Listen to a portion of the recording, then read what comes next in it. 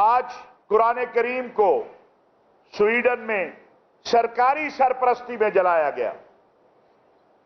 یہ بڑے بیوقوف ہیں. ان کو یہ نہیں پتا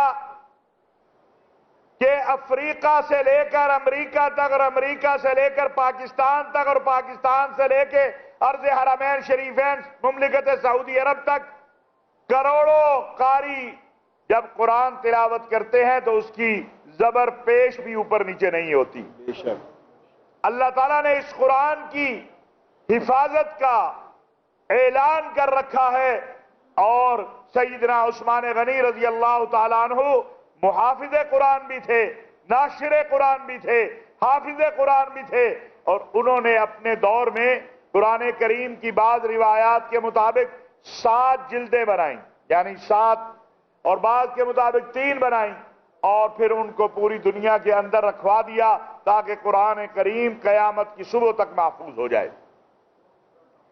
آج یہ جو قرآن کریم جلا رہے ہیں یہ چاہتے ہیں کہ دنیا کے امن سے کھیلا جائے، اور اسلام امن اور سلامتی کا دین ہے، اسلام محبت اور رواداری کا دین ہے. ہم بین المذاہب مکالمہ پر یقین رکھتے ہیں کیونکہ قرآن کا حکم ہے لکم دینکم ولی دین، تمہارے لیے تمہارا دین، ہمارے لیے ہمارا دین. قرآن کا حکم ہے وَلَا تَسُبُّوا الَّذِينَ يَدْعُونَ مِن دُونِ اللَّهِ فَيَسُبُّوا اللَّهَ عَدْوًا بِغَيْرِ عِلْمٍ، تم کسی کے جھوٹے خدا کو بھی گالی نہ دو کیونکہ تمہارے سچے خدا کو اس کے بدلے میں گالی دی جائے گی. ہم تو اس بات کے قائل ہیں، ہمیں حکم ہے، قائل کیا ہونا ہے، ہمارا عقیدہ ہے، ایمان ہے کہ کسی بھی رسول کے درمیان تفریق نہیں کی جا سکتی. تمام انبیاء اور رسل اور آسمانی کتب کو تسلیم کرنا یہ مومن اور مسلمان کا ایمان ہے. لا نفرق بین احد من رسلی، ہم تورات کو بھی مانتے ہیں، انجیل کو بھی مانتے ہیں، زبور کو بھی مانتے ہیں. ہم تمام انبیاء کو تسلیم کرتے ہیں اور ہمارے ایمان کا حصہ ہیں تمام انبیاء اور رسل.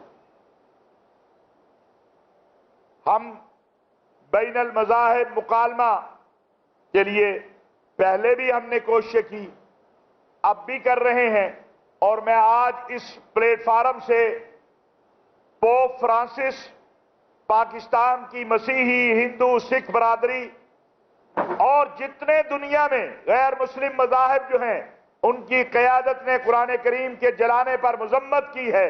اس میں چائنا شامل ہے، اس میں روس شامل ہے، امریکہ سے بھی مذمت ہوئی، یورپی یونین سے بھی ہوئی. ہم اس کا خیر مقدم کرتے ہیں اور ہمارا مطالبہ ہے کہ عالمی سطح پر مقدسات جو آسمانی مذاہب اور کتب ہیں، انبیاء ہیں، ان مقدسات کے تحفظ کے لیے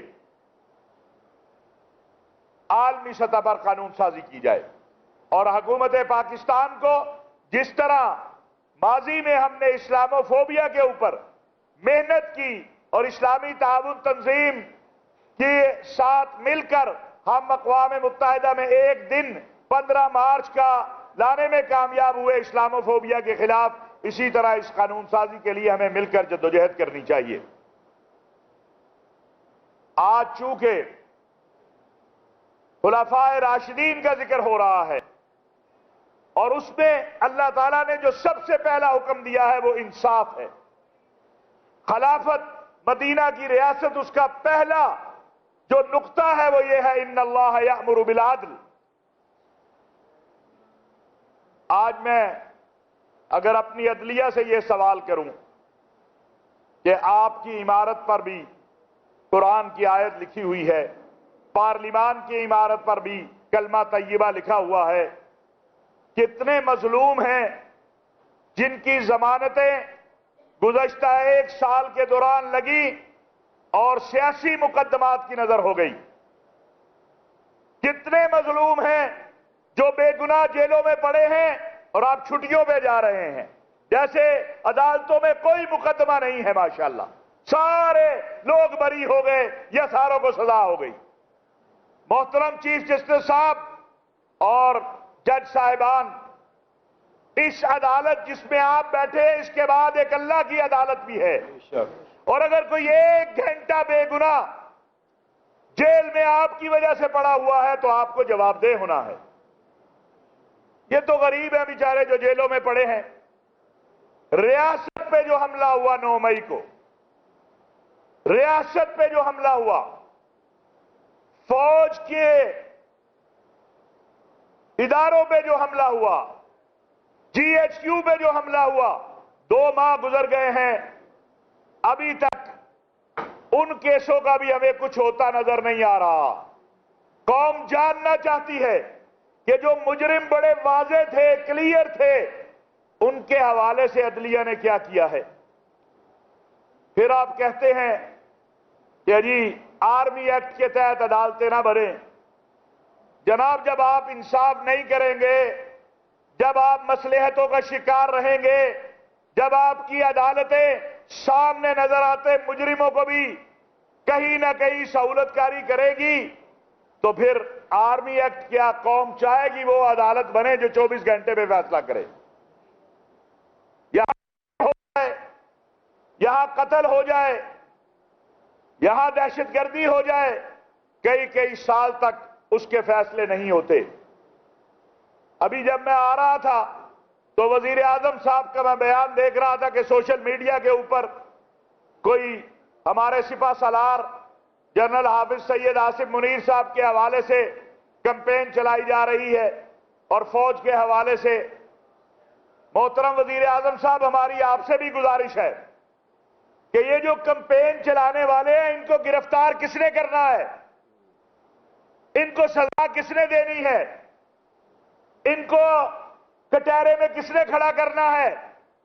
کون سی مصلحتیں ہیں جو رکاوٹ ہے آپ کے پاؤں کی کہ نہ کے مجرموں کو ابھی تک ہمیں سزا نظر آتی ہے، نہ فوج کے خلاف مہم چلانے والوں کے، نہ سپہ سالار کے خلاف مہم چلانے والوں کو؟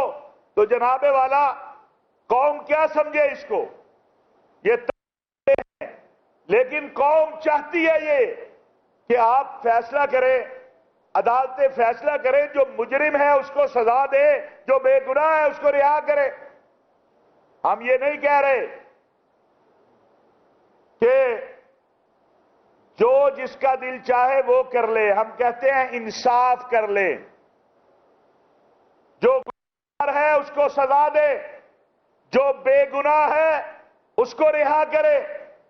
اور پھر آج ایک مظلوم شہید کو ہم خراج عقیدت پیش کرنے کے لیے جمع ہوئے ہیں۔ تاریخ اسلام کا وہ مظلوم ترین شہید سیدنا عثمان غنی، کیا اس ملک کے جو شہداء ہیں ان کے ساتھ جو کچھ ہوا ہے، ان کی یادگاروں کے ساتھ جو کچھ ہوا ہے، ان کے اہل و عیال جو سوال کر رہے ہیں، بندیال صاحب آپ سے بھی کر رہے ہیں، ریاست سے بھی کر رہے ہیں، اس قوم سے بھی کر رہے ہیں، اس حکومت سے بھی کر رہے ہیں کہ جنہوں نے اس ملک کے لیے اپنی جانیں دی، ان کی یادگاروں کو کی بے حرمتی کرنے والوں کے خلاف کیا ایکشن ہوا ہے، کیا فیصلہ ہوا ہے؟ جب وہ چھوٹے چھوٹے بچے جو شہداء کے ہیں ان کو ہم ان کی ویڈیوز دیکھتے ہیں کہ وہ پوچھتے ہیں، میں اس باپ کو کبھی نہیں بھول سکتا جس نے کہا جس دن میرے بیٹے کی لاش آئی تھی اس دن تو میں نے فخر کیا تھا کہ میں شہید کا باپ ہوں، لیکن جس دن میرے بیٹے کی یادگار توڑی گئی، اس کی تصویر پاؤں کے نیچے روندی گئی، میں رویا اس دن ہوں کہ میرے ساتھ کیا ہوا ہے، میرے گھر کے ساتھ کیا ہوا ہے۔ جناب، یہ واقعات، یہ نظریہ پاکستان کا مطلب کیا، لا الہ الا اللہ، یہ صرف نعرے کے لیے نہیں ہے، ہم اس کو عملی دیکھنا چاہتے ہیں، اور اس کا عملی آغاز انصاف سے ہوتا ہے۔ ہم اس ملک میں خلافت راشدہ کا نظام دیکھنا چاہتے ہیں،